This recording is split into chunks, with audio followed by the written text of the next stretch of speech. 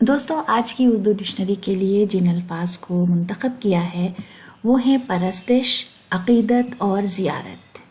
یاد رکھیے یہ تینوں الفاظ مذہب سے جڑے ہوئے ہیں۔ لفظ پرستش کا مطلب ہوتا ہے عبادت، غایت تعظیم اور توقیر، یعنی جس کی عبادت کی جائے۔ پوجا، بھکتی، آرادھنا، شردھا، ارچنا، آدر اور اپاسنا۔ ورشپ، ایڈوریشن، ایکسٹریم لو، گریٹ ایڈمائریشن اور پریئر، یہ تمام الفاظ اس کو ایکسپلین کرتے ہیں۔ اور جو لفظ آدر استعمال ہوا ہے وہ بہت ایکسٹریم ڈگری والا ہوگا جو بھکتی اور پوجا سے قریب ہو۔ مثال کے طور پر پرستش ہمیشہ حق کی کرنی چاہیے۔ میر تقی میر کا ایک بہت مشہور شعر ہے، بلکہ یہ غزل ہی بہت مشہور ہے، ضرور آپ نے سنی ہوگی، دکھائی دیے یوں۔ اسی کا ایک شعر ہے، پرستش کی یہاں تک کہ اے بت تجھے نظر میں سبھوں کے خدا کر چلے۔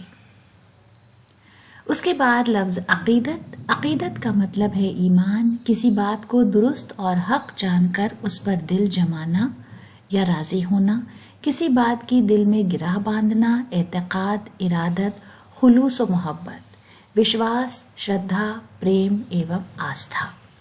Faith, attachment, esteem, specially for a religious اور اسپریچول پرسن، اسپریچول اور ایموشنل ایلیگنس۔ مثال کے لیے ایک سینٹنس ہے، انسان کو ہمیشہ سچائی پر عقیدت رکھنی چاہیے، یعنی جو آپ کی شردھا ہے، جو آپ کا بھروسہ ہے، یقین ہے، وہ ہمیشہ سچائی پر ہونا چاہیے۔ کوثر نیازی کا ایک شعر ہے، اپنے وحشت زدہ کمرے کی ایک الماری میں تیری تصویر عقیدت سے سجا رکھی ہے۔ اس کے بعد لفظ زیارت۔ زیارت کا مطلب ہے وہ مقام یا جگہ جہاں عقیدت اور تعظیم کے ساتھ جایا جائے۔ زیارت گاہ، کسی متبرک مقام اور شے کو دیکھنے یا دیکھنے جانے کا عمل۔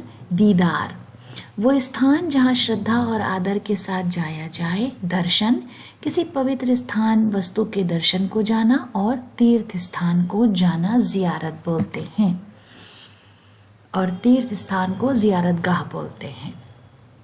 وزٹنگ آ pilgrimage, seeing or visiting a holy place, shrine or a holy person۔ مثال کا ایک جملہ ہے، اپنے عقیدے کی تسکین کے لیے لوگ زیارت کرنے بہت دور کا سفر بھی طے کرتے ہیں، تو لوگ بہت دور دور جاتے ہیں۔